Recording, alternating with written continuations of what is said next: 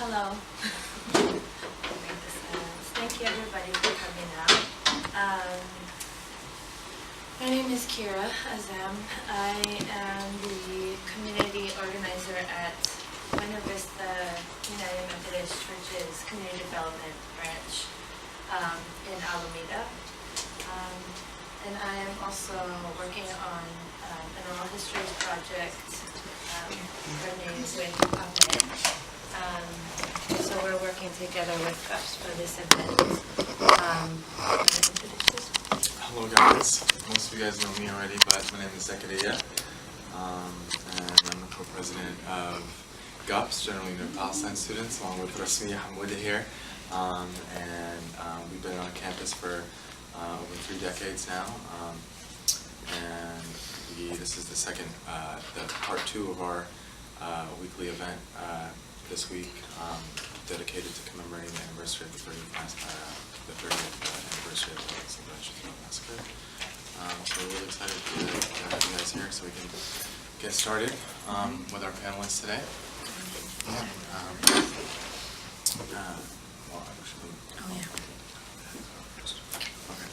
So Dr. Abdulhadi is going to be our first panelist. She's the Associate Professor of Race and Resistance Studies and Senior Scholar of the Arab and Muslim Ethnicities and Diasporas Initiative here at SFSU. She's also interviewed survivors of the massacre and many people in Shatila, and other Palestinian refugee camps in the West Bank, Gaza, Lebanon, and Syria. Our second panelist, Ziad Abbas. Very glad to have him here. You might have seen his name scroll through the credits. He's a Palestinian refugee from Tehesh refugee camp in the West Bank. He's the co-founder of the Cultural Center in Tehesh refugee camp, where he served as co-director from 1994 to 2008. Ziad's also a journalist who has worked with Palestinian international media and has participated in production of several documentary films. Ziad's also the associate director of the Middle East Children's Alliance in Berkeley, which most people have probably heard of. And our third panelist is Jennifer Moghannam, and she's the International Research and Development Coordinator for the Palestinian Youth Movement and a doctoral student of ethnic studies at UC San Diego.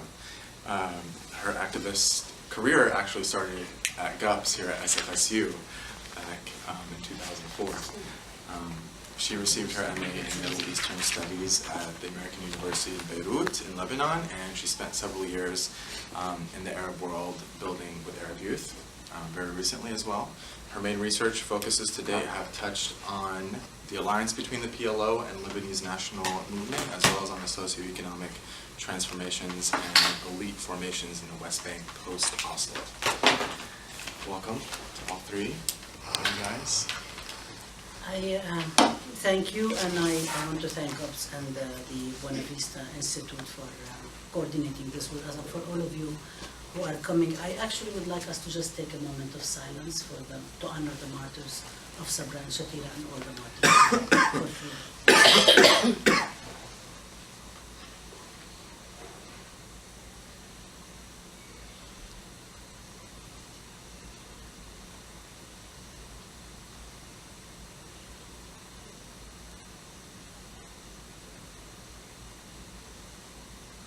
Thank you.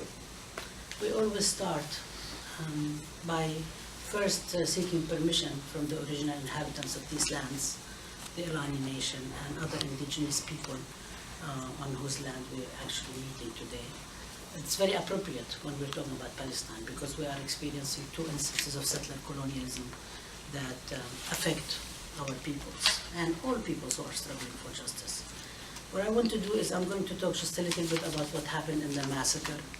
And the reason also we selected this film is because we want to honor the memories of the victims, we want to think about the victims, but we also want to think about ways people survive and continue to struggle. So resistance is really important as well. But at this, now I would just want to talk about what happened and how many people know what happened at Sabra and Shatila? I mean, like, details. Little bit, okay, all right. Okay, so this happened in 1982, 30 years ago, Actually, last night would have been the end of the massacre, the 19th. The massacre started on the 16th of September, ended on the 19th. And I always like to ask the 5 W's and the H questions to kind of understand what's going on, right? So what happened? When did it happen? We talked about when did it happen, where it happened. It was in Shatila refugee camp. Sabra actually is not a refugee camp. Sabra is the Lebanese neighborhood next to Shatila that belongs to the Sabra family. Shatila belongs to the Shatila family, two Lebanese, the Lebanese family, the Shatila family, from whom the UNRWA, United Nations Relief and Work Agency for Palestinian Refugees, you saw on the slideshow, which administers all affairs relating to Palestinians who became refugees in 1948, 750,000 at the time, now over 5-6 million. We can't actually get exact, but you may know more than me. They leased in, after Israel was founded in 1948 and Palestinians became displaced, they leased the land for 99 years. So they leased the Shatila camp from, Sabra is right next to it. It's a very poor Lebanese neighborhood. So people, when they say Sabra and Shatila massacre, they don't mean Sabra and Shatila refugee camp. They mean the massacre that happened at Sabra and Shatila. Because it wasn't only Palestinians who were massacred, Lebanese were massacred as well. And you know, for those of you who were there on Tuesday, I mentioned in the reading I did is the Maghdadi family, 38 members from the south of Lebanon who were killed, all of them slaughtered as a result in the process of the massacre, because when the Lebanese phalange came and started butchering, they did not care who was. They just wanted to get rid of everyone who was there. So it happened in Sabra and Shatila at the outskirts of Beirut. How did it happen? How did a massacre happen for 3 days and nobody knew what was going on? Actually, some people did know what was going on. What happened was that they were using knives, they were using machetes, they were using daggers, and a few guns, not that many guns. There weren't a whole lot of guns. That's why people didn't hear about it. How many people died? The figures range from 1 to 4,000. And part of the reason that we don't know how many exactly people died, because, for instance, according to Robert Fisk, the journalist from the Irish journalist who writes for The Guardian, he actually witnessed and saw a lot of men, Palestinian men, being taken away and they never returned. There were a lot of disappeared people. So we don't know exactly how many people died. We also, it was 3 days before people came to actually start helping and taking them, and the bodies had decomposed. It was in the middle, like September. It was right at the end of the summer, very hot, and the bodies had, the smell was coming. So we don't have an exact count of how many. And this was immediately happened at the heels of the Lebanese civil war. A lot of people disappeared at that time and so on. So unfortunately, we do not know. Which, like the massacres in Kashmir, in Guatemala, and other parts of the world, you don't know how many people died, which is really sad, because it basically gives a signal that human life, some human life is less worthy than other human life, and that shouldn't be okay with anybody. What was the context at that time? At that time, Israel was occupying Beirut. In June 1982, Israel started invading the south of Lebanon. It kept advancing until it surrounded Beirut, the capital. And the siege of Beirut was, from people who know history, was very similar to the siege of Leningrad during the Second World War, which is now called St. Petersburg. Basically, really trying to bombard by air, by navy, by tanks, all sorts of ways in order to kind of like make the people surrender. Because Beirut was where Palestinian resistance, the PLO, which is, James was going to speak about that, so I'm not going to touch it, I'm just going to talk about the stuff that affects what we'll talk about. It was surrounded, Beirut was surrounded. On September 1st, 1982, the Palestinian resistance, the PLO, led by Yasser Arafat and other Palestinian leaders, left Beirut. They were evacuated out of Beirut under an agreement brokered by the United States. The United States government, President Ronald Reagan at the time, his special envoy, first it was Philip Habib, then it was Maurice Draper.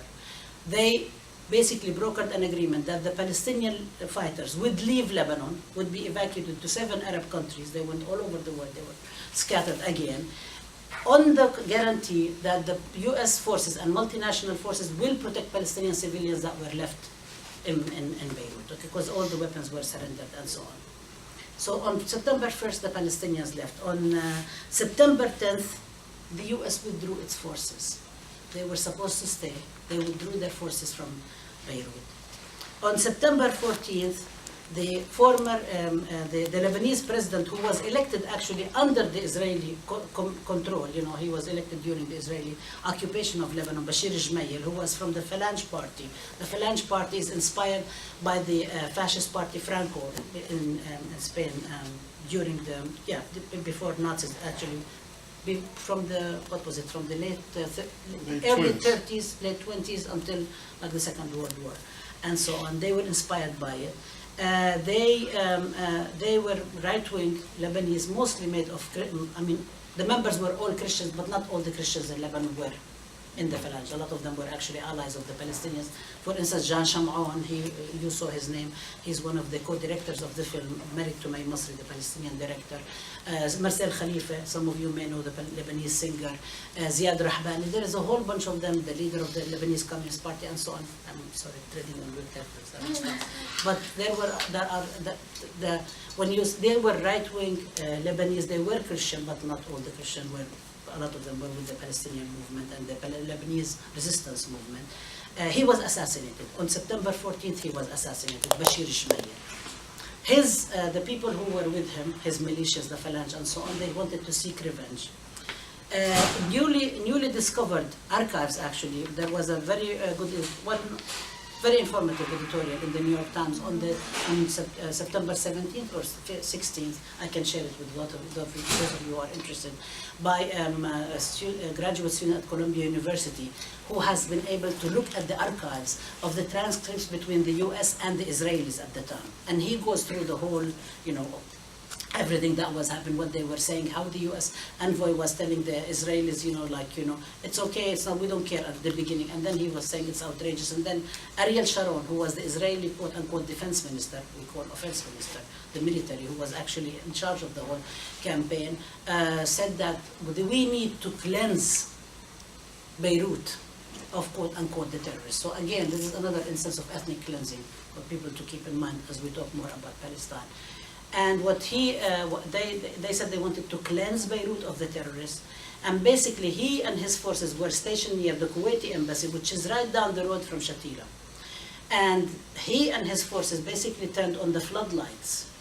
So the butchers who were going around from house to house killing, mostly really women and children and elderly, so I'm not saying a cliche, because what they did, they took all the young men, they put them in the stadium, the sports stadium, okay? Some of them were interrogated, tortured, and killed by the Israelis, not by the Lebanese. And then they went house to house, and some of the people I interviewed, for instance, the Sroor family. Sroor family lives on the outskirts of the camp. It doesn't actually live in the camp, but they have Lebanese citizenship. They don't have Palestinian ID, they're Palestinians.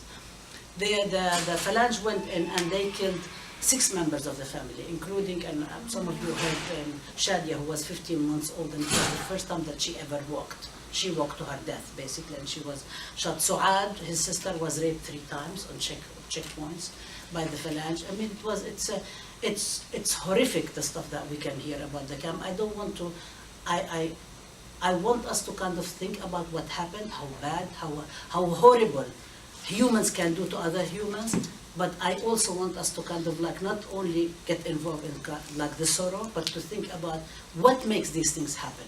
Why is it that some people are allowed to go and actually butcher other people? What happened there? So the direct thing, the direct reason they say is because of the killing of Bashir Gemayel. But Israel made it possible to happen because they wanted basically to wipe off the Palestinians. This is a continuation from 1948, and I'm sure Ziad is going to be talking more about that. This also tells us about the collaboration between the imperialists, the US that withdrew its forces, the occupation, the colonialists and the occupation forces, the Israelis, the settler colonialists who were surrounding Beirut, and the collaborationists from the Lebanese society, the Falange, who actually went in and butchered from door to door, killed people from door to door. The massacre began on the evening of the 16th. We're told, we heard from a lot of people who would be saying that, that some people went to the Gaza hospital, some people were taken to the stadium, and some young people, kids came and they said, we're hearing something that's going on. So then people say, no, it's impossible, there is nobody there, we can't hear anything, there are no shots. because they were starting with knives and daggers and that kind of weapons. But then they people will be pushed one place, and then they started disappearing and so on. After the killing, they found out 3 days after what was going on. And of course, every single house, I know, like there are some people here in the US actually, that a kid died because his mother fell on top of him as she was killed in order to protect him. So she would just like silence him. So she died and he survived, and he's activist in Washington D.C. We do know that at the Time magazine, if people they won't remember, but you may read history. Time magazine said that Sharon was the butcher of Lebanon, Ariel Sharon, the former, actually Israeli Prime Minister. He has a coma now.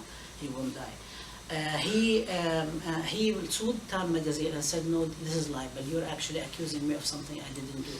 But there was the Israeli commission, the Kahan Commission, which was formed to investigate what happened in Lebanon. In 1983, it found that Sharon was directly responsible, bore personal responsibility. They said the Israeli forces were indirectly, but they said Sharon was personally responsible. Because, and a lot of the times, the story that we hear, it was only the Phalange who were killing. It's not true. It wasn't just the Phalange who were killing. The Phalange were killing, and they were taking the young men to the stadium, and then they'll take them around, and then if they see they make them, actually one of the witnesses says that they make the men crawl, and if they crawl really fast, they think that they are fighters, so they take them behind the sandbag and shoot them. So there was a lot of, it was, I mean, the stuff that you hear from, there is a young guy who was, like, he became like gray hair, like right away when he saw what was going on. The mothers, pregnant women were like there. And this is exactly similar to the testimonies we hear about the Deir Yassin massacre, which happened on April 9th, 1948. A few days, because on May 15th, 1948, Israel was founded. And Menachem Begin, the former Israeli Prime Minister, said that without Deir Yassin, Israel would have never been founded. So this is kind of, these massacres happen. They don't just happen because somebody, I mean, they hated the Palestinians, they wanted to seek revenge and kill the Palestinians and so on. But what makes it possible to happen is because when there is power concentrated in the hands of some people who are really aggressive and trying to eliminate somebody else, because the presence of the Palestinians negates all the attempts of Israel to build and call itself like a normal state. I just want to say a couple of things about my own personal experience with the people in the massacre. I was an undergrad in 1982 at Madison, Wisconsin, and the massacre changed my life forever. Basically, I decided not to continue going to school, and I became a political activist, and I worked on building the November 29th Coalition, which became the November 29th Coalition for Palestine, then became Palestine Solidarity Committee. Then way later, when I became documented, I went and got my degrees and so on. But I did not meet anybody from Shatila until 2001. In 2000, I was working at the American University in Cairo, and I really wanted to go and interview people, and like interview Palestinian refugees in particular after the Oslo Accords that happened in 1993, to understand how Palestinian refugees feel about agreements that basically dealt them out, did not pay attention to them at all. And I would try to do that when I was doing my field research in Palestine in 1998, but I went to Amman. I wanted to get a visa from Syria to be able to go through Syria and to Lebanon to interview leaders of the Palestinian movement. The Syrians would not allow me to go. They said, you're coming from the land of the enemy, the West Bank, under Israeli occupation, so I was never able to go. But when I was in Cairo, I was already living there in an Arab country. I could fly to Damascus, and I could fly to Beirut, and come back, and then go to Palestine, and so on. So it's just so happened that there was a workshop that I was invited to in Beirut in February 2001, but it was the same day Sharon was elected. That was my bad fortune, because I arrived in Shatila, and I don't believe in walking into any area of any community without actually having access by people who are from the area. Even if you can walk, you shouldn't just go. You should be invited. So I had to discuss with Rosemary Sayer and my son, a whole bunch of people. So they made it possible for me. I was met at the Kuwaiti embassy where Sharon was stationed by Abu Mujahid, who was a leader in the camp. Took me inside, and he was very upset about why the media was so interested in Shatila. And why are you talking only about Sabra and Shatila in 1982? Why aren't you talking about 1984 and 1985, the war in the camps?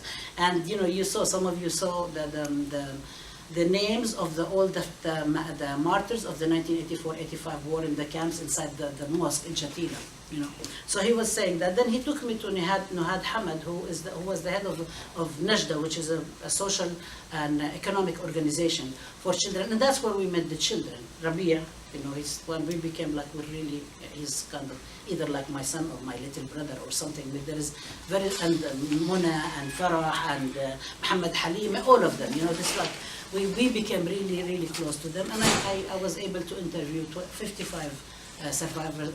55 people in Shatila, many of them were survivors of the massacre, but also meeting the children, and you see them here, and they're so much more alive in person than they are in the film. And Rabia sits next to me. He was 14, and he said, let's meet each other. I said, okay. So I said, what do you want to do when you grow up? He said, what for? Why should I do anything? I don't have 73 professions Palestinians can have when they grow up.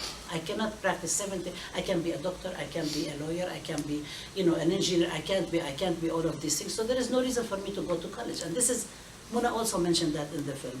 And somehow, but these kids were like also, full of life, and they had things to say, and they were commenting on politics. Actually, Mona and Muhammad Halim, the three of them finished college, but they don't have jobs. Okay, so this is the situation of Palestine, and I kept coming back. They became part of my family. They became part of my relatives. And we went with them twice to Fatma's Gate, to the south of Lebanon. And Muhammad Halim, the same way he was talking about part of his body being pure and part of it, did the same thing. He wanted to jump over the barbed wire and go to Palestine and touch Palestine and so on. In June 2001, I went to Beirut for research, and then I was going to Palestine for a conference, and they gave me letters. It's like the letters that they had. They had the glitter and the perfume and the hearts and so on to take from. And then when I went back, I was wondering, what should I take? What should I take for people from Shatila? So what I did is I actually picked some lemons and oranges from my parents' yard, and I took it to them. And when we went, and it's very interesting also because one of the guys who was working in Egypt, I said, what do you want from Palestine? He had told me, Egyptian guy. He said, just bring me traub, soil. He just wanted Palestinian soil. I said, no. Uthman, are you sure? He said, yeah. And I brought him like some soil. But I took the lemon to the kids, and I had taken my students from Cairo, 2001. I was teaching summer school. That was the first time Arabs went from Cairo to another Arab country, not to Europe. I took them to meet the kids in Beirut and Shatila, and so they became very good friends. They started a project called Cairo to the Camps, which this is the 10th anniversary of it this year. And every year they would go for 1 year and work with like theater, things like this with the kids in the summer, do like tutoring and so on, not charity, which is another, we can have a discussion about it. Anyway, I took the lemons, and we went to the south with the kids. And so they said, they put the lemon, you put salt on it and you eat it. And one of them ate the rind. And I said, why are you eating the rind? He said, I want to eat it so it will stay. So every part of Palestine stays inside me. There is this kind of, and it speaks about the whole question of identity and how people, and it's not identity, fluffy identity, like identify this or that. It's basically very much grounded in the history of Palestine, in the struggle for Palestinian liberation and independence, in the question of resisting the conditions that people live under to actually have a different life. We went to Qana. We visited Qana where the massacre was. One of the, and I think I'm going to stop in a minute. One of the things that was the most interesting, I think, when we talk about the whole question of solidarity and not charity. When we went to the south, we stopped inside on the Saida, at a place which has dessert. They sell sweets and so on. And Nuhad, who's in charge of that association, said to the kids, each one of you will get only one piece. Do not get two pieces. If you want ice cream, fine, or you want baklava, fine. One thing only. And I said to her, it's okay. We're with them. She said, no, I don't want them to learn to basically get stuff from people, and I don't want people from outside to think that they are a charity case. I want people to treat them with respect, and I want them to be dignified and have respect for themselves. This January, and this is the slideshow we showed you, we went back, and we were with a group, very good, an indigenous scholar, African American, Indian, and Latina. We went together to the camp, and people visited the camp, and we visited Rabia. and his sister had passed away, so we went to pay condolences. And we went to the cemetery for the PLO. And this is the cemetery in which all the fighters from like Mufti to Abdul Qadir al-Husseini to Ghassan Kanafani, Majd Abu Sharar, Kamal Adwan, Kamal Nasser, and Abu Yusuf al-Najjar, all of the people who were assassinated by Ehud Barak, who was now is he Defense Minister now? But he was the Prime Minister of Buena.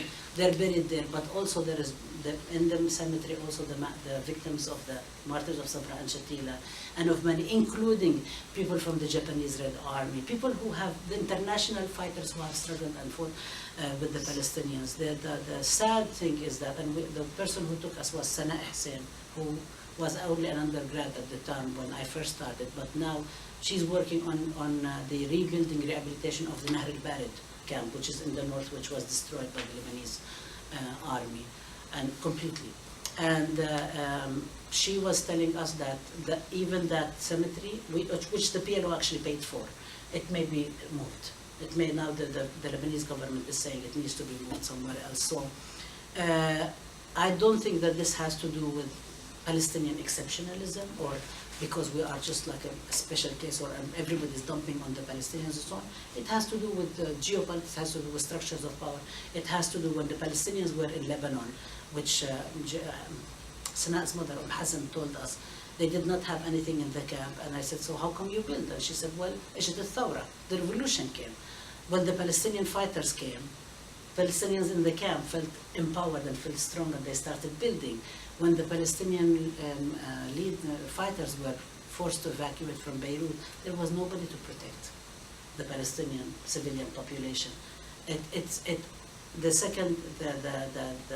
last point is also the south of Lebanon. You heard in the film that the south of Lebanon got liberated and then people left. For Egypt to get Sinai back from Israel, they signed the Camp David Accord in 1978. The south of Lebanon, not only was the south of Lebanon liberated without the Lebanese agreeing to colonizing structures, what Israel is trying to offer, but actually they had abrogated, cancelled all the agreements that Jumail and other people have built with have set up with the Lebanese government, so with Israel. So this got like, when people question does resistance lead somewhere or not?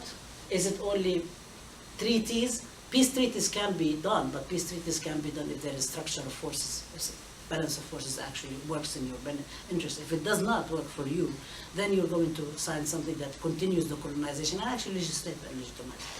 So thank you.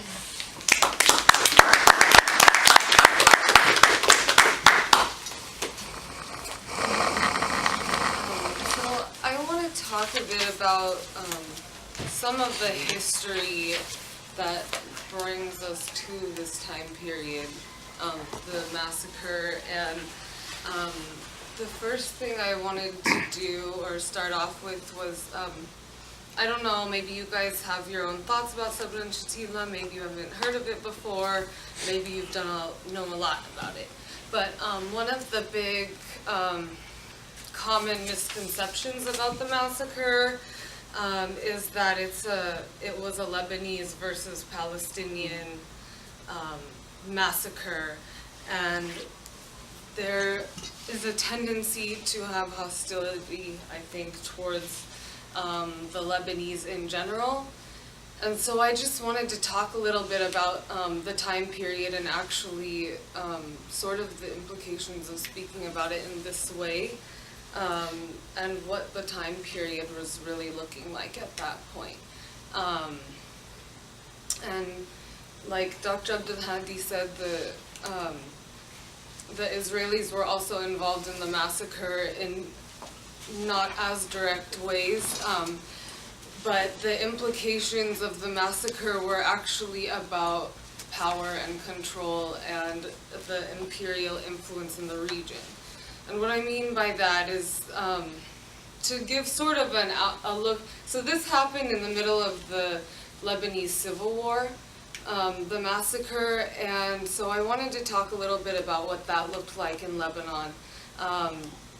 In Lebanon, the Civil War, there were two main fronts. There was the Lebanese front, which Dr. Abdulhadi mentioned, which was made up predominantly of Christian right-wing phalangists, and they had control over the governmental structures.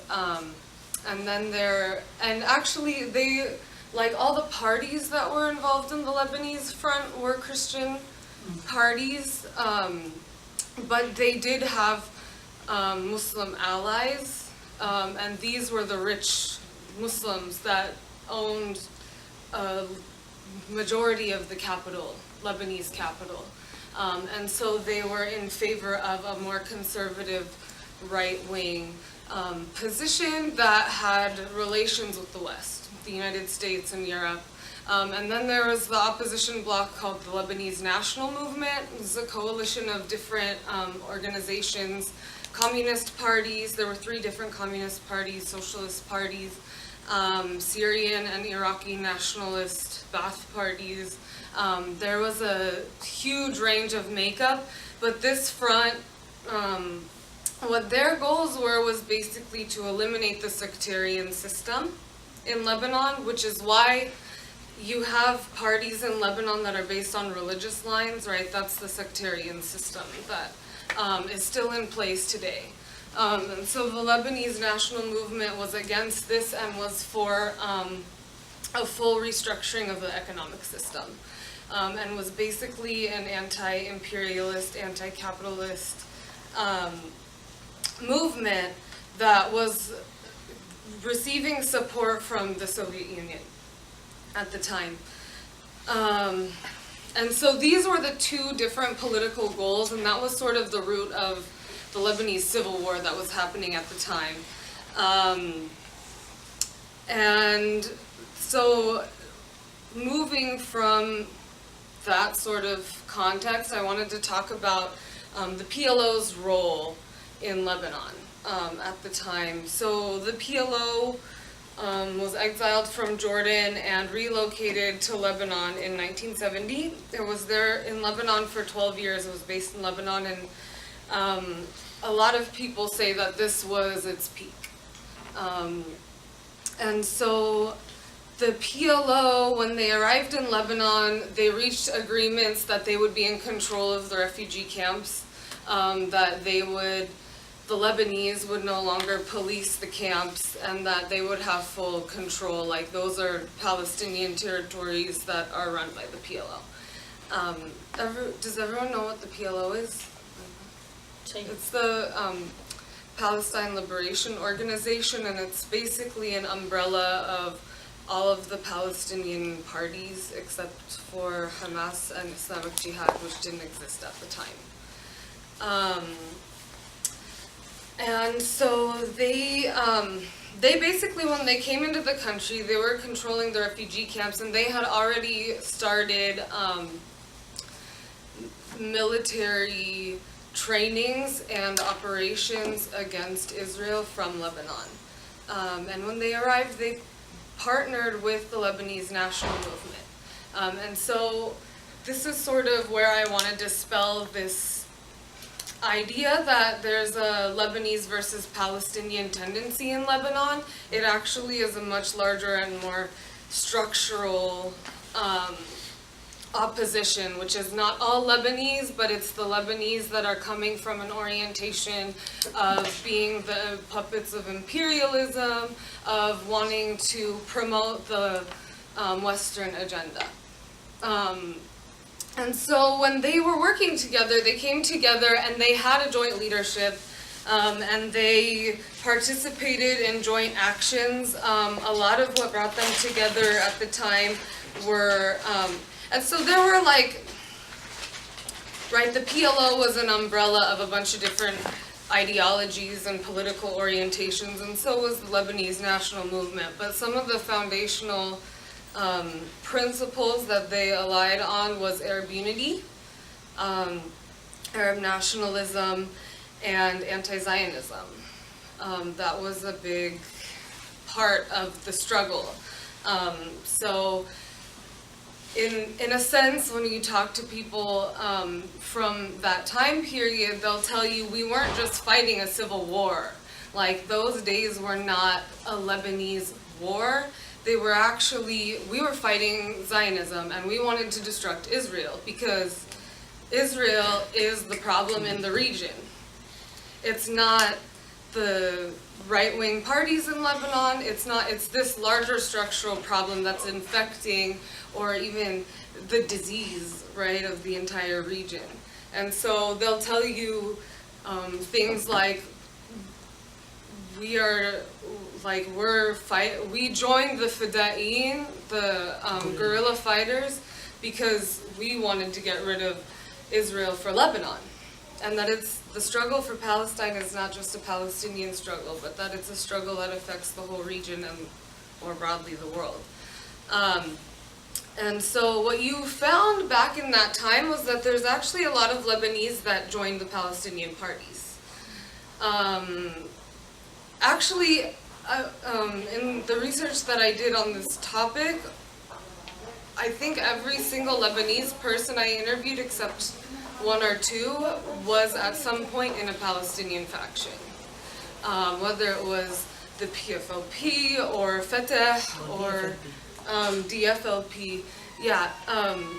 And so a lot of them were trained militarily by these parties, and a lot of them fought with the Palestinians across the border, and a lot of the Lebanese actually were hit by the repercussions and retaliation of their military operations more so than the Palestinians were, because the villages in the south are Lebanese villages. They're not Palestinian camps or whatever that are close to the border. And so the Lebanese very much felt a part of this struggle, and they very much were affected by this fight. And so you'll hear people say things like, Lebanese say things like, I don't care if there's a settlement on Palestine that Palestinians think is just. If it's not the destruction of Zionism and the destruction of Israel, then we don't want it. And it's a larger issue than just Palestine and what the Palestinians want.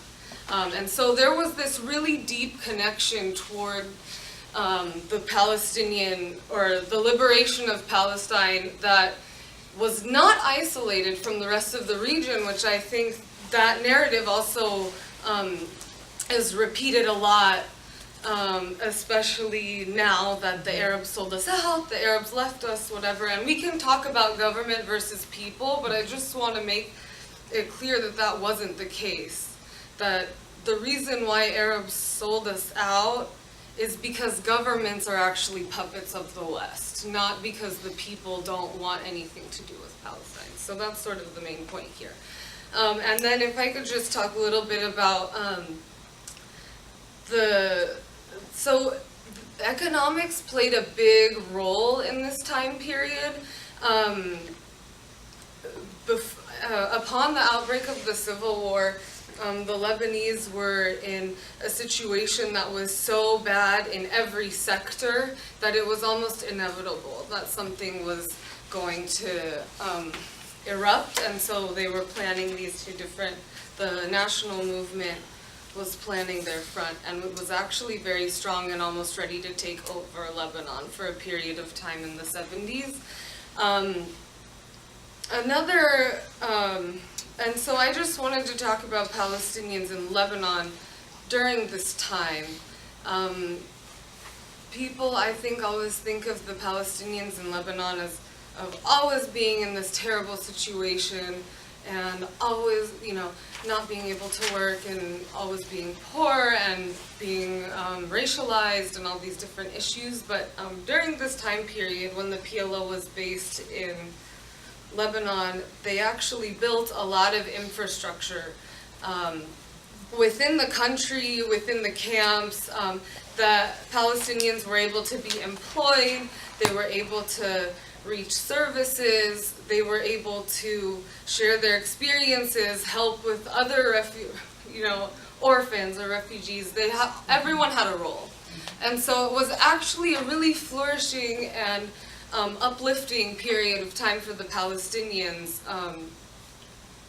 because they had the strengthening of the unions really happened at this period of time. And so you have the women's union who played a strong role, a leading role actually, in sheltering the orphans and families who lost members from the massacres of 3 of the other Palestinian camps in Lebanon. And there was the General Union of Palestinian Students, who was very active in Lebanon at the American University of Beirut, at all the different Lebanese universities. And you had them going into the camps and allying with Lebanese student groups around Palestine to do tutoring to children in the camps to help them develop in education. And so everyone was playing a role in the struggle from every sector. And so it was really an exciting time and an encouraging time for Palestinians, because it was the first time that there was ever this sort of sense of stability, especially economically. And so it was really a strong moment, what they call it the revolutionary period at this time. And so the economics had a strong role in the outbreak of the Civil War, and also it played a strong role in the fizzling out of the alliance between the PLO and the Lebanese National Movement, and also the PLO leaving Lebanon and relocating to Tunis. So I just wanted to sort of, and there's a lot of other players that I didn't talk about in this historical moment. Syria was a big player at this time. The United States, Saudi Arabia, Israel also. So basically my point in giving this talk, I can't cover everything, but the point is just to be a little bit more critical and really to understand the history in more of a nuanced way, and to really get a feel of that sort of Arab unity that was really present, and not to isolate the Lebanese as anti-Palestinian actors in this situation. So, yeah, I think I'll stop there. Thank you. Actually, it's very hard for me after I saw the movie. I remember I know everyone almost in the film. And I worked with them, and especially the children in the Palestinian side, which in my camp, in Diasporas. And I had the chance to visit Lebanon one time, 2003 January, and I went to Shatila. And by the way, I was born and grew up in the Diasporas refugee camp. I came to the United States in 2008, but all my life in the Diasporas refugee camp. And when I went to Shatila in that period, 2003, first, when I visited Gaza and saw the refugee camps in Gaza, I felt I am really very privileged to be a refugee from the Diasporas refugee camp. When I went to Shatila in 2003, and went to other refugee camps in Lebanon, I felt not just in privilege.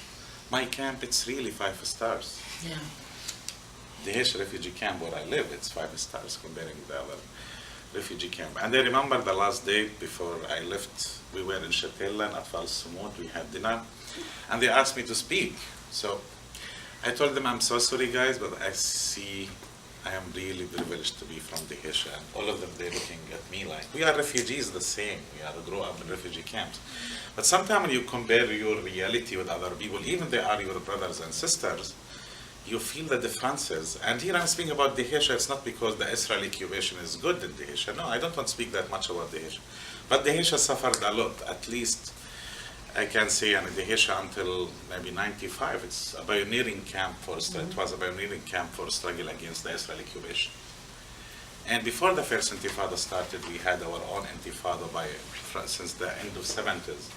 And the Diaspora, by the way, the only refugee camp in West Bank and Gaza Strip surrounded by fence for 10 years, between 1985 until December 23rd, 1995. I will never forget that day when we destroyed the fence surrounding the camp. And here sometime when I ask about this, and it reminds me when Sabra and Shatila it was happening. And I will take you a little bit with me. I love soccer. So we were playing soccer, and we won that game actually in Al-Khadr village near the camp. So usually in the camp when we win, because we feel really proud, we come to the camp and we chanting and dance. And usually the people in the camp, they wait for us. In that period, no cell phones, nothing, only few TVs in the camp, etc.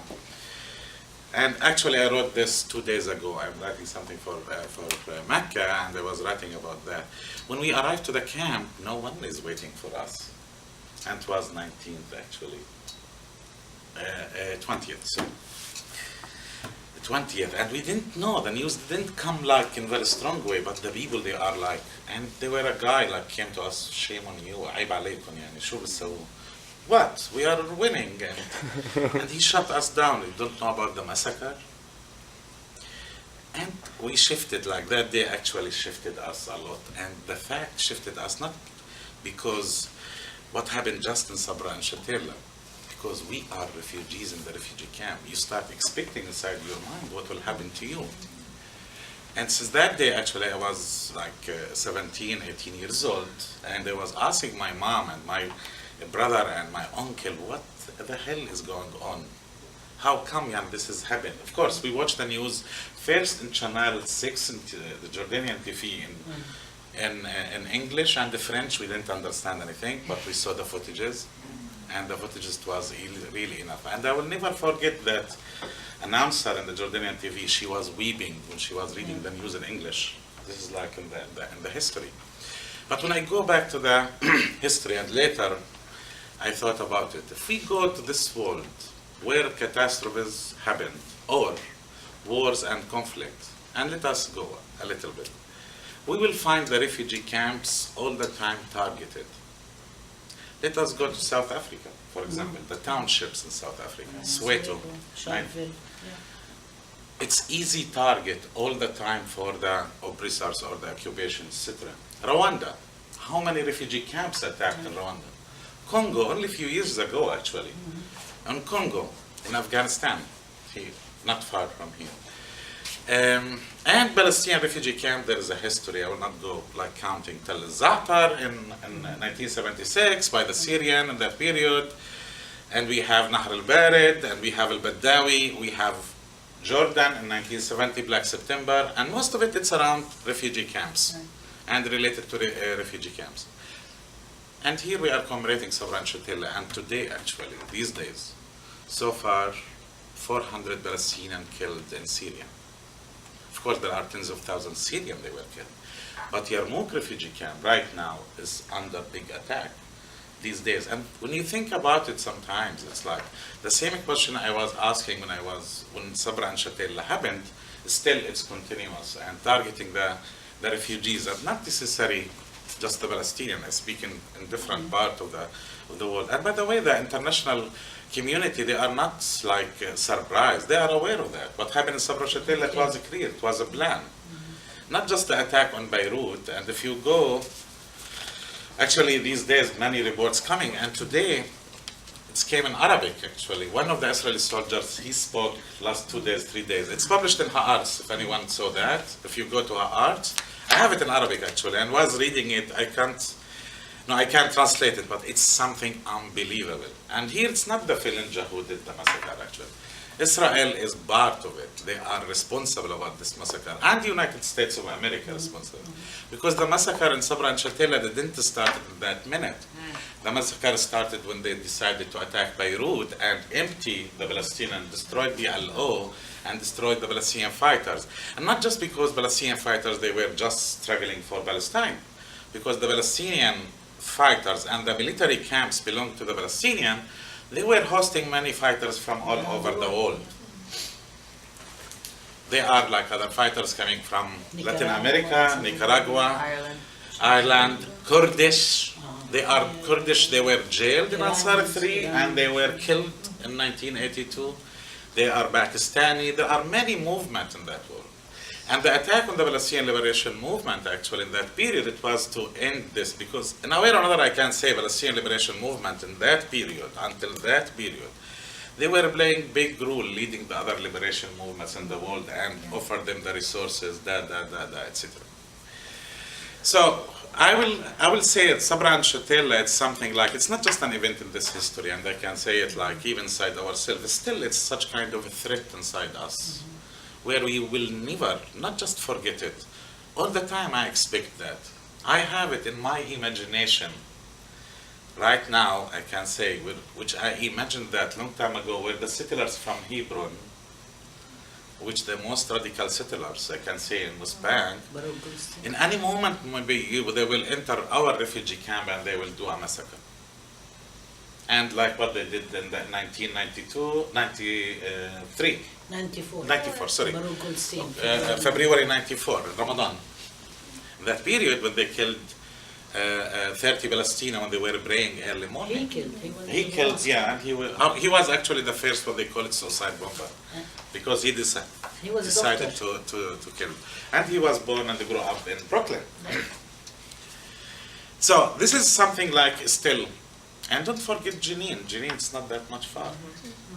Yeah, just 10 years ago, and Jenin as a refugee camp still, where you can see what the Israelis did in Jenin and affected until now the communities. I will go back a little bit for the film. The film, it was amazing experience, and for me it wasn't like I was working with a filmmaker or something. I was part of the film. Like I still remember that day when we received the first email. Someone contacted me that there is a girl, Maysoon, in Lebanon. She wants to send the email, and before we had any computer in refugee camps. And I remember that I received the first email, and they were like many go translated to Arabic language, and after that given to the children. But it was developed. Follow up to the film, which you didn't see, in 2001, in July 2000, we succeeded to organize the first summer camp in the history of Palestine, I can say, where 18 children from Shatila, they were in the film here, and 20 children from Dihesha. We met in Cyprus for 2 weeks, and it was an amazing experience actually. That people in Dihesha, because they're still in Palestine, right?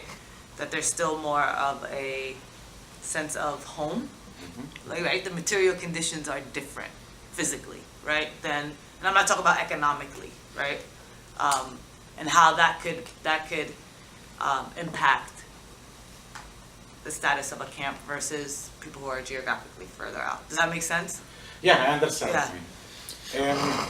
First of all, when we speak about all the refugee camps, just go back to the history. In 1948, what happened, the Nakba, 750,000, they were uprooted. Red Cross in the beginning, not the United Nations. The Red Cross took the initiative to relieve the Palestinian refugees. So they established 59 refugee camps. And in Lebanon, in Syria, in Jordan, in West Bank, and in Gaza Strip. In West Bank, we have 19 refugee camps, and in Gaza Strip, 8 refugee camps. But of course, in Dihesha, when you speak about Dihesha refugee camp, you speak in that period, like when I visited Gaza, we were like 9,000 people in Dihesha living on less than half a square mile. But when I went to Jabalia, right now Jabalia, 106,000. In a square kilometer. Around this. This is Can like be the bigger. things, like where you feel you are privileged. This is comparing with that. Like when I compare between West Bank and Gaza, I used to say like, comparing between refugee camps in West Bank and refugee camps in Gaza, I feel I am in paradise. Because the whole situation, for example, in my camp, you have one doctor working for 9,000. Now there are 13,000 in my camp. Let us say one doctor for 13,000. When I did my research in that period, we were like 9,000. So the doctor worked for 6 hours, okay? We have the minimum 400 people visit the clinic per day. If you divide 6 hours on 400 people, how many seconds you have for each patient? By the way, we are very privileged in the refugee camp. Because in Gaza Strip, in Jabalia refugee camp, how many doctors do you think they have? In 106, 3 doctors. And almost 30,000 people, over 30,000 people, they have one doctor. This is sometime when you compare that privilege, the school. Sometime in our classroom, there are like 50 students. I grew up in a classroom, 50 students. Only in 1 week, maybe I can answer the question, because the time coming, you don't have. When I went to Gaza and saw the school, 75 students in the classroom. And they were having 3 shifts. And 3 shifts. And sometimes girls and boys in the classroom. And they were privileged, actually, because we didn't have kids in the classroom. We used to say that they were privileged. We are not privileged in this case, because we grew up like separated. This is certain things where you can speak about it. The other issue, which is more important here, of course, we suffered a lot in Dahisha. We didn't have water, for example. We had the Israeli occupation. We were dependent on United Nations food, all the refugee camps, no matter where. United Nations. We didn't have other resources. But the nature of the, let us say, the nature of our struggle, you direct the Israeli occupation in front of you. Right. And this is something very, very important. Right. Psychologically, I grew up like, I learned how to throw stones before I learned how to read and write. And you throw stones at the Israeli army. And you grow up with this because you have the Israeli occupation all the time in front of you. So, where you feel proud all the time. And this has happened with me actually when I went to Shatila. When I was in Atfal Sumud. So I was speaking with children, some of them they were in the TV, I'm not mentioning the name, in the film. And I came to him, I told him, how's your father? He was killed in this operation. He killed in 19. And he said, I told this boy, and your father? And he told me he was killed. And me, like I was so stupid and naive, I insist, I want to know how his father killed. And he told me, okay, my father killed in the internal fight between the Palestinians. Something like. Yeah. And this is something like where the Palestinian refugee camps, I can say in Lebanon, they experienced. Not just the Palestinian fighting each other, which is, we should not hide this history, we had it. And the others, they are Arab, Syrian, they attacked us. Iraq, they attacked us. Kuwait, they attacked us. Amal attacked us, which they are our allies today, the second day they are our enemy. Right. Our enemy today, the second day they are. And this kind of circle, actually, which the other refugee camps in Lebanon, in Syria, more or less, yes, in Jordan, in 70s, we, in West Bank and Gaza, we didn't have this kind of experience. We have the Israeli occupation. This is something why I say we are 5 stars, because we didn't experience that, like where you, all the time, who's oppressing me speaking Hebrew, is not speaking Arabic. Now, maybe they are speaking Arabic with the Palestinian Authority. They speak Arabic. But in that period, it was Hebrew. Other issue, I am privileged sometimes, it's a huge topic, actually. Which kind of discrimination you face? The discrimination we face it in West Bank, for example, in refugee camps between villages and cities. This is what we call it holy area. We don't speak about it. Like refugee camps, villages, cities. You presented in the paper? At Birzeit, they didn't like it. Wait, Yeah, what? the- You it's said like- refugee camps, villages. Like a refugee camp, Villages and a then village, city people. a village, Like how people in and the city urban centers, Palestinians look at the refugees. yeah, how they were looking at us down. And even, for example, in Ibda, like when we started Ibda, if we want to do anything, we need to go to the Yeah, city. that's a class thing. Not a class, it's a when class. class it's in the It's camp. more It's not just It the is- class. It's not it's- just, it is partly, but it's No, not just even the the class. like the poor people in Bethlehem, they were discriminated against us. It's not just the class It's issue. not the class. Yeah. So Looking it's down refugee to the status. refugees as we are the stranger. Yeah, I think, And the yeah, people who get yeah, them okay. on. Yeah, Or and they're from it was never took the bloody conflict in the refugee camps outside Palestine, in Lebanon, and especially in Lebanon, after Jordan actually And comes, Jordan Syria also. no, they got to the bloody, they were really conflict, where the Palestinian, they were defending themselves, and the others, like Jordanian or Lebanese, they were attacking the refugee camp. There is one, I think there is another thing, is the passport. Yeah. The identity, because Palestinian refugees have an ID card, while in the West Bank, the Palestinian refugees were given the Jordanian citizenship when Jordan annexed the West Bank in 1950 in Jericho Conference. the Syrian refugee camps are considered to be part of Syria. Palestinian refugees. They have documents. Yeah, but there isn't that kind of discrimination. In Jordan, yes, there was especially during the Black September, attacks and so on. But still, they have the passport for 2 years. In Lebanon, Palestinian refugees are also affecting the very fragile sectarian balance that Jamo spoke about. Kind of like 1943, when the French withdrew from Lebanon, when Lebanon supposedly got its independence, they agreed on a very, very fragile formula where the president is Maronite, Christian, Catholic. The prime minister is Muslim Sunni. The speaker of the house is Muslim Shia, and so on. Now, the Lebanon, it's not just religious, it's like Northern Ireland as well. I mean, some of it is, but it's not really, because also the Shiite are the poorest in Lebanon. Sunni, the Jamo spoke about them. Well, not all of them. I mean, yeah, I know the Birri and the Amal, but generally, historically speaking, before the changes in Lebanon, the Phalange, the people who represent the Phalange, the Lebanese forces, the isolationist right-wing forces, definitely don't want the Palestinians, because the majority are Muslim.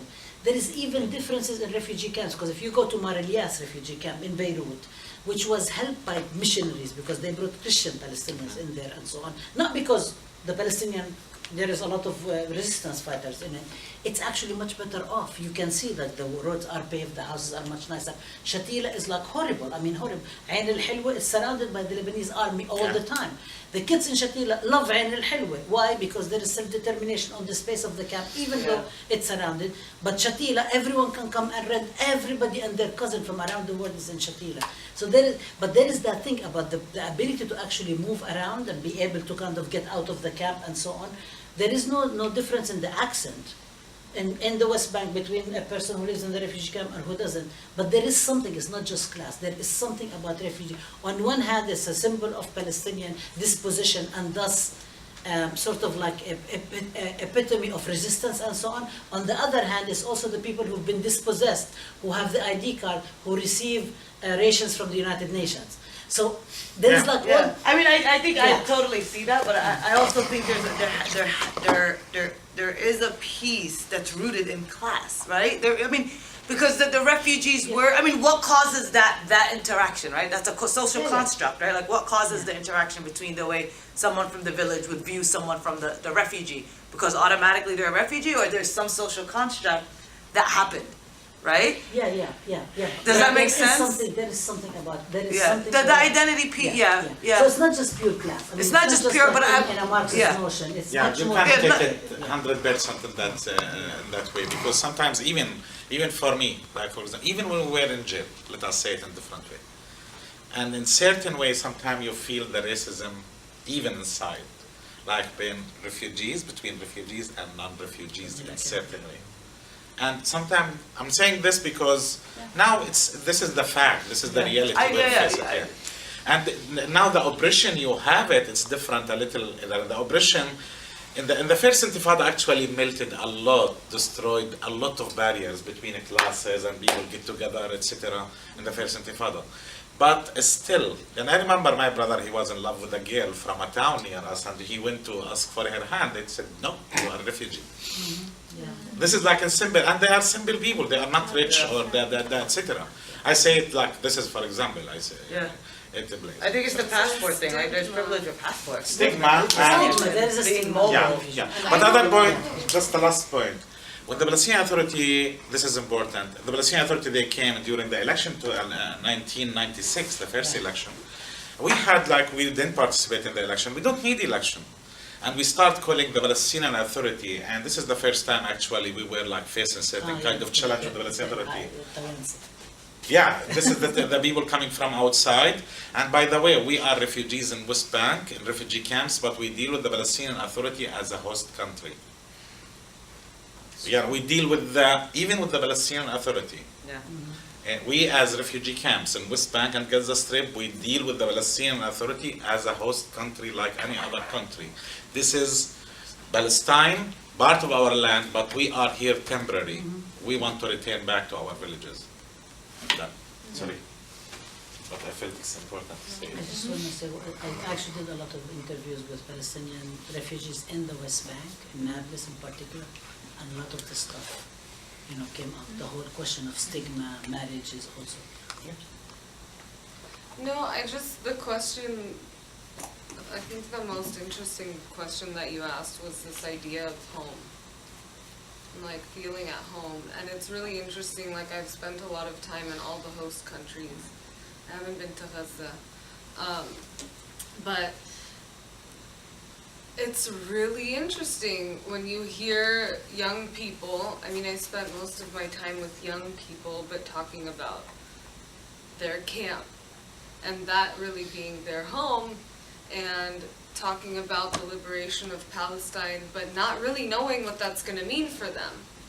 Like, even if I could go back to my village, like, the people in my camp are like my family. My camp has become my home. Like, there's kind of a fear of leaving the camp at the same time. Or like imagining returning to Palestine and everyone going to their own villages.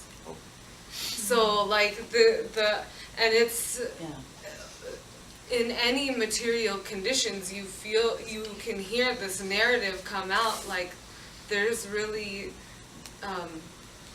no matter, like wherever the camp is and whatever happens to them and how much they integrate into the societies that they're a part of, I think there's always this connection to the camp in a way that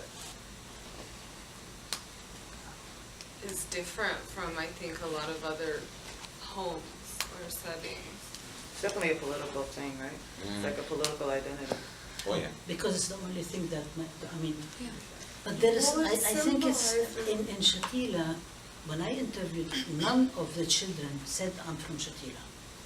None of the Well, they children. say, I'm from Hakka, They said, I'm from Asafuriya, Haifa, Ishzam, all of them. They Safara. repeat, they quote about all of the villages and so on. When the camp comes, and this has to do with the whole question of identification. When I gave a paper a long time ago, and American students, and somebody said to me, oh, these kids, they're not children. Somebody is their mouthpieces. It's like, this is what they No. they eat this along with the mother's milk. I mean, this is what they get nurtured in. But it's not only that. Even if there is nobody to politicize them, if they lose sight of this identification with the land and the villages they came from, they have nothing. The identification has something to do, but then the camp comes in when they immigrate to Denmark or something. So like one time, there's two things that I remember, because when I was there in the summer of 2000, and the second Intifada had begun. Yeah. So, and my whole question is, what do Palestinian refugees feel when they're dealt out of political settlements like Oslo? So, they had this discussion. Some people they knew came back from Denmark, in the summer. So they had this discussion that it's good to immigrate because this way they'll be able to go to Palestine. Not to improve their conditions of living in order to be able to go to Palestine. But I mean, part of it is also you improve your conditions of living, because living in refugee camp, Palestinian refugee in Lebanon today is horrible, okay? But the other thing that I asked them, I said, so what do you think about the Intifada and so on? I'm like, I'm trying to get answers to my question. And they said, wallahi, this Rabia, wallahi. If people in Palestine can actually liberate it and they have a state and so on, we will be very happy. We want the right of return. I mean, they do want there is no negotiation. It's not like a discussion about that. But they were very kind of like living day by day with what's going on in the Intifada. Day by day, watching TV. So I think this is the other aspect of it. First is the land. There's this identification because that's what it is. I mean, like with the stigma in Lebanon. But the second issue is the political movement. When the Palestinian movement is like active and resisting and doing all this stuff and so on, there is such a pride, walking tall, feeling like I am somebody, I belong to this people and so on. When it's crushed, their like spirit sort of like this in January it was really sad. It was very sad in the camp. Just to add for that, I know it's a huge subject. Which type of resistance you use in the refugee camp? It's very important. Like the type of the resistance it was in the history in the camps in Lebanon. It was armed struggle, Militant, yeah. military, etc. This is the other thing, types of struggle that the Palestinians, they used in refugee camps in West Bank, it's community. Where the community, you contribute, stones, popular army, committees, everyone involved. I'm not saying this is better than this. Like for me, when I was young, baby, I'm looking for these fighters in Lebanon, Che Guevara. I see everyone like Che Guevara. You dream. Now this is like, because this is the voice of the Palestinian, where you feel after 82, and this is the big mistake we did in our history as Palestinian, when we signed, yes, we are ready to withdraw from Beirut. This is the hugest mistake we did. Where after that, the other type of resistance took place in Palestine.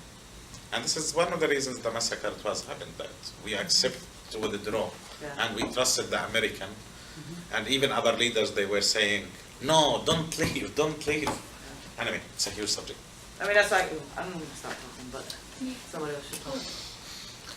I have a question. What's your name? I'm Michael. I'm from the International Socialist Organization. You mentioned peace treaty, and that the peace treaty isn't really, it can't really happen, right? And I don't know, maybe, my question is, could you clear that up a little bit? I didn't say it cannot happen. I'm Also, sorry. one more question, sorry, I don't mean to. So the Intifada,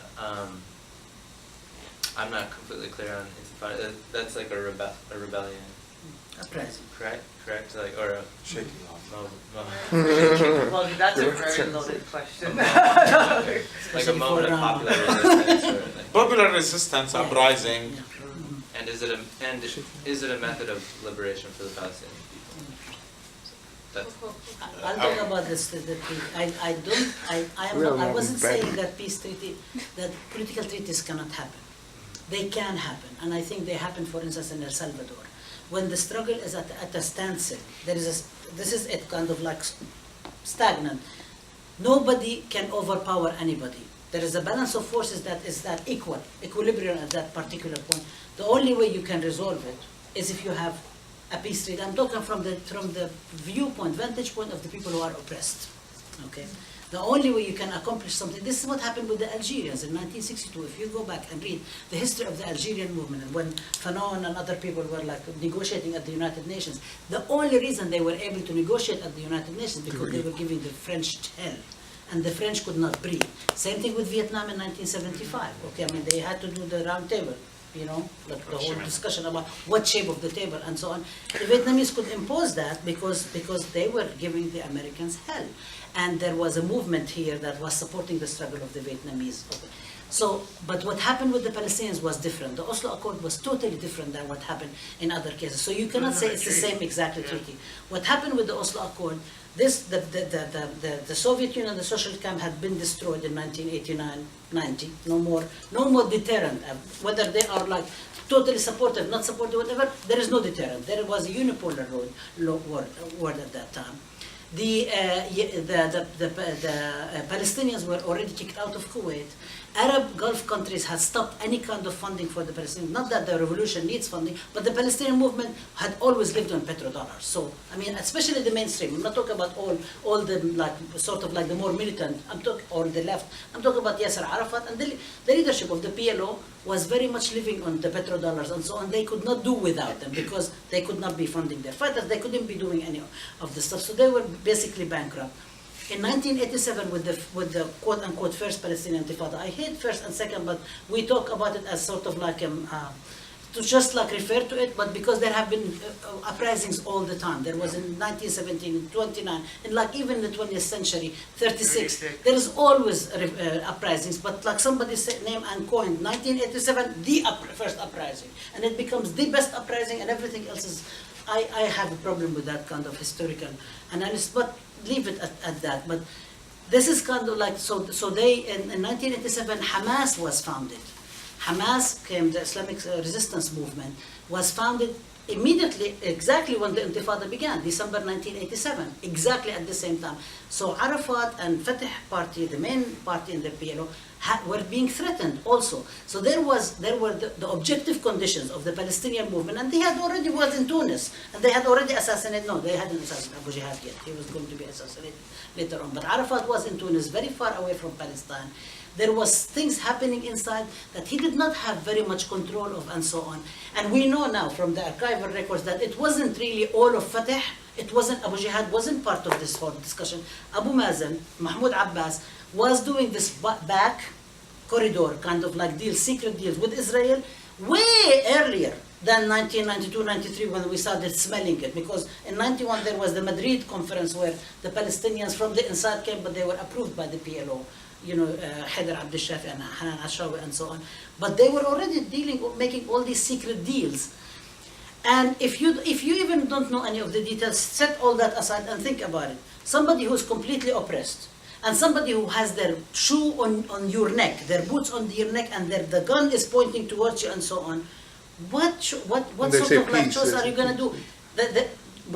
What kind of an agreement is going to be? It's going to be an agreement, if you sign it, is going to be to legitimize your federal oppression, enslavement, and basically colonization. And this is exactly what Oslo did. Okay, so this is not like other treaties sometimes when there is a ceasefire. I mean, there is a truce. At one point, there was a truce before Israel invaded Gaza. There was a truce between the Gaza, Palestinian, Hamas and other forces in Gaza and the Israel. There was a truce. We're going to have ceasefire because they don't have the same power as Israel, but they were like, shooting missiles and so on at Israel. And Israel was bombing and so on until they reached a ceasefire, okay? When the people who are colonized give up the right to fight, and they think that they can actually play the same game as the powerful players, they delude themselves that they can actually play it. The only thing they sign is basically legislating their oppression, and that's what the Palestinian authority, the Palestinian leadership did, and that's why come Abu Mazen, the Second Intifada, said I'm against it. That's why they punish anybody who resists. They even punished people who went out to street to protest the invasion of Iraq. Palestinians who wanted to demonstrate against the U.S. invasion of Iraq in 2003, they arrested them, and they banned all the radio stations. So it's different. So I don't think, I'm not against any agreements. I think agreements sometimes are necessary because you need to save people's lives, give them a chance to breathe and build themselves. But this is not a peace agreement. This is a surrender agreement. Or the Intifada? You want me to answer? No, if you want. No, you can. Concerning the Intifada, if this is, just repeat the question again. If it's a method for liberation, The only method or just one method? or just one method, or I'm sure there are other. Yeah, actually Palestinian, I can't say it's like a method really will liberate Palestine. But Palestinian, if we go back to the history, and we are learning from many other countries. We are learning from the Vietnamese, we are learning from the Algerian, we are learning from South African, we are learning from Nicaragua, Salvador. We are learning from this country, from Martin Luther King. We are learning from everyone. But all this kind of methods. But as Intifada itself, Intifada is very necessary to involve and mobilize the community and organize the community. But itself alone to liberate Palestine? No, I don't think so. Any Intifada, like in the way, can liberate a country. Intifada, it's one of the stages, I see it, of revolution. It's not the real revolution. Intifada, where you take the street to protest, organize yourself, and maybe the second step after Intifada, what we call it the civil disobedience. And in what we call it first Intifada now. It was actually. And Beit Sahur, when they raised the issue that no taxation without representation, and use the American example or the period. Settlers example, and where they throw their ID cards and all this kind of stuff. And it was developing, but the Israeli occupation in that period, they attacked 42 days, Beit Sahur under curfew. They confiscated everything in their houses to impose on them to pay taxes, and the people, they refused. And the issue went to the Security Council. And the only, something like that, Israel destroyed them. After that, they didn't continue imposing. They start picking the merchant one by one. They didn't come to impose it to the community. So, intifada, civil disobedience, and maybe lead to the real revolution. Real revolution, it's when the historic moment is coming. You pick the right moment and you liberate yourself. Now, how it is, I don't know. We dream about it, but we don't know how it is. This is all the time you continue to dream about it. We know when it happens. Yeah, you feel it. I just, the term intifada can't really, in my opinion, be understood as one particular thing. The way it's translated is uprising, but in terms of how it plays out on the ground, I need to drink something. I mean, it can take on different forms and different shapes, and so when you look at, like, it's okay. I don't know why but so, Rama, my purse is here. It has some. Okay. This one? Okay, sorry, that's better, I think. So I think when you look at the first intifada and the second intifada, they were two completely different methods of uprising or of struggle or of reaching this, boiling point where something needed to happen inside the people. So I actually don't think like intifada as a concept can actually be defined as anything. And so I don't think you can actually answer the question of, is intifada the way to liberate Palestine? Because it looks so differently in so many different ways. Like, yes, we need an uprising. Yes, we need maybe the organized civil society committees, the popular committees, like there were in the first intifada. And then maybe you need some armed struggle like there was in the second intifada, maybe more coordinated than it happened in the second intifada. And then maybe you need, so it's hard to define what that would look like, but intifada is... No, I understand what you say, but I want to say, with the Palestinian first, what we call it first intifada, we add something to the people movement. Why we call it? And by the way, if you go to the new dictionaries, we add a new word. It's called intifada. In English, it's written intifada. Intifada. Yeah. And there is shabab and there is kofiya. This is like came with the even to the English and other. Yeah, I'm not joking.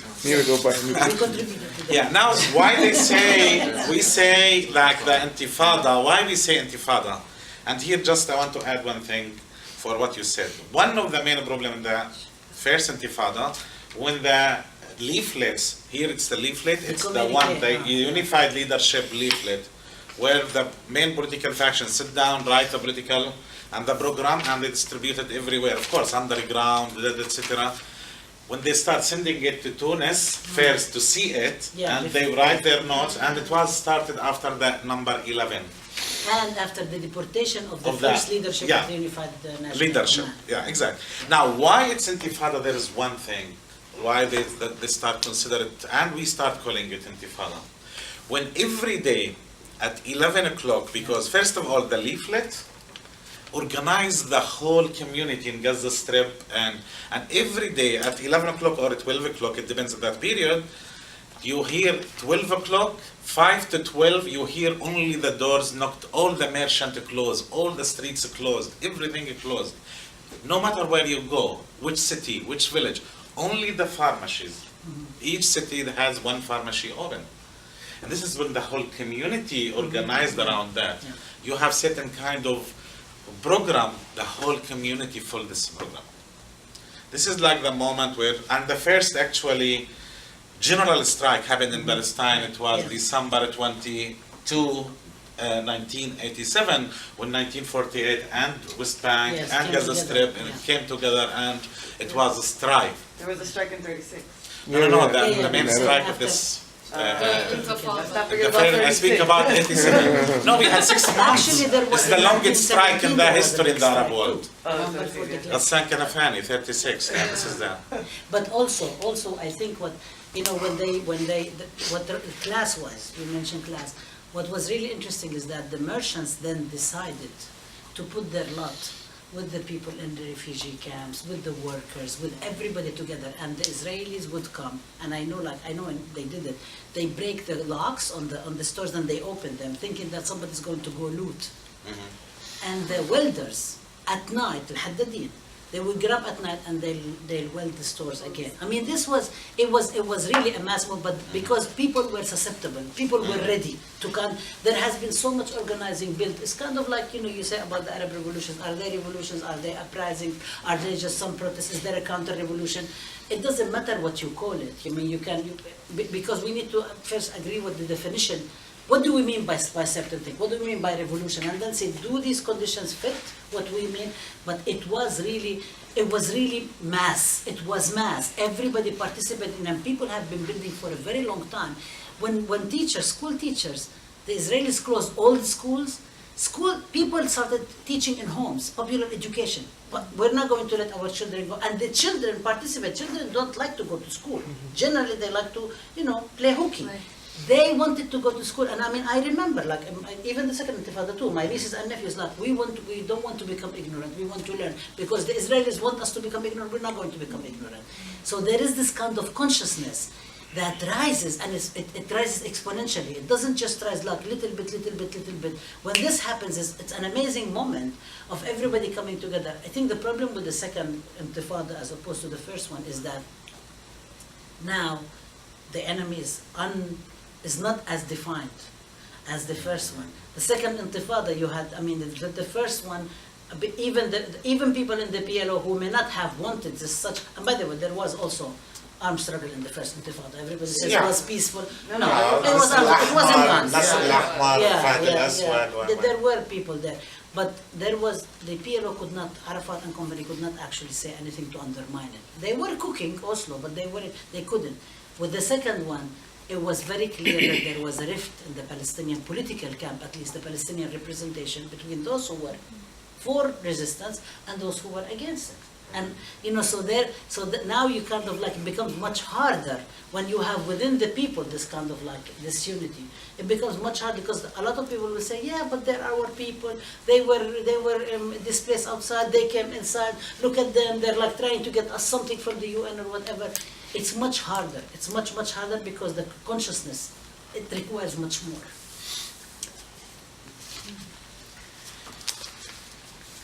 Thank you.